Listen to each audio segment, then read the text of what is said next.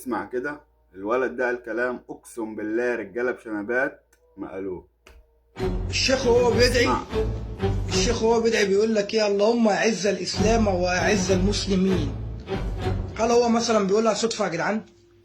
الشيخ مثلا جدع وحب يستجدع معايا فبيقول لي ايه؟ اللهم اعز الاسلام واعز المسلمين، يعني ربنا بيعزني وانا بعزك والناس بتعزك. طب انا عايز اعرف انتوا تعزوا الاسلام والمسلمين على ايه؟ طب سيدنا عمر بن الخطاب يعز المسلمين ويعز الاسلام، سيدنا خالد بن الوليد يعز الاسلام ويعز المسلمين وما كانوش مسلمين. يعني هما الناس دي اصلا لما جت ما كانوش مسلمين. سبب هزيمه المسلمين في غزوه احد كان سيدنا خالد بن الوليد. المسلمين قال لك احنا كسبنا، راح طلع لهم من على الجبل من فوق وتك تك تك راح هزم المسلمين. وجاء ما كانش في دين اسلامي، نشر الدين الاسلامي مع سيدنا عمر بن الخطاب. انا عايز اعرف حاجه، انت اللي جاي على الدين جاهز تعز الدين الاسلامي والمسلمين على ايه؟ يجي واحد يقول لي يا عم حسام ما تكبر دماغك من حوار فلسطين دوت وما اعرفش ايه، وخاف على امك وخاف على اختك وخاف على ابوك وخاف على اخوك، ولا تلقوا بايديكم الى التهلكه يا اخي. ما ترميش بنفسك للتهلكه. هو انتوا ليه بتاخدوا الايه؟ كل واحد بياخد الايه على كيفه وعلى دماغه. ليه كل واحد فينا كل لما بتكلم كلمه حق يقول لي انت هتتحبس؟ ليه؟ هو الواحد لما يطلع يقول كلمه حق يبقى كده هيتحبس يا جدعان؟ اولا انا لا اصلح لاي حاجه في الدنيا الا حاجه واحده، انا انسان بعمل كل حاجه عاديه في حياتي زي اي حد في الدنيا. ثانيا انا بني ادم، لازم ابقى على ديني، لازم ابقى على رسولي، لازم ابقى على الله، لازم اخاف من يوم العرض ويوم القيامه، لازم اخاف. هيجي واحد يقول لي يا عم حسام طب ما هي فلسطين مش عاملين مقاطعه. انا ماليش دعوه بحد، انا هقاطع لوحدي وهقاطع بنفسي وماليش دعوه بحد. طب مش عارفين نجاهد؟ ربنا قال لك ايه؟ يا ايها، ربنا هنا اللي بيخاطب، ربنا هنا اللي بيتكلم. يا ايها الذين امنوا كتب عليكم القتال. ما معنى كلمه كتب؟ يعني كتب عليك القتال، يعني ربنا بيأمرك، ده امر منه انك تقاتل. طب انا مش عارف اقاتل، جه في ايه تاني وقال لك ايه؟ يا ايها الذين امنوا جاهدوا باموالكم وانفسكم. ذكر مالك قبل نفسك اهو، ذكر مالك قبل نفسك، ذكر مالك قبل نفسك. انت حتى محطوط في اختبار في كيس شيبسي وازازه كنزايه ومش عاوز تجاهد فيه. يعني حتى كيس الشيبسي والكنزايه مش عايز تجاهد فيه. يبقى انت تعز الاسلام وتعز المسلمين على ايه؟ كل واحد قاعد لي انا مش عايز اتكلم اصل انا خايف. يا ابني خايف؟ ما انت بتتكلم عن فلسطين، انت مالك يا ابني؟ انت بتتكلم عن فلسطين اصل انا لا يا عم انا ماليش دعوه بالسياسه. دي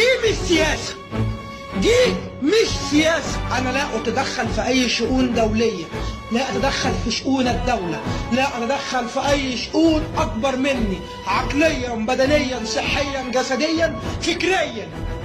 انا بتكلم على اهل فلسطين، بتكلم على دم واحد مسلم زيه، بتكلم على طفل قاعد جعان ومحدش عاوز يعمل اي حاجه. تعالي بقى في الحته الثانيه، جه ربنا قال لك ايه؟ وقضينا على بني اسرائيل لتفسدن في الارض مرتين ثم لتعلون علوا كبيرا. ورجع قال لك ايه؟ ربنا علهم في الارض اهو وفسدوا المره الثانيه. دي ما تخوفكش من حاجه ان العالم بينتهي؟ نكمل الموضوع بتاعنا اللي بعديها. جاي قال لك ايه؟ ثم رددنا عليهم القاره. دي برضو ما تفكركش بحاجه؟ يعني ده ما يدلكش ان ربنا علاهم وربنا اللي هيخفصهم سواء بيك او سواء من غيرك. كل واحد قاعد انا خايف على فلوسي في البنك، انا خايف على ابني، انا خايف على يا ابني. خايف من ايه؟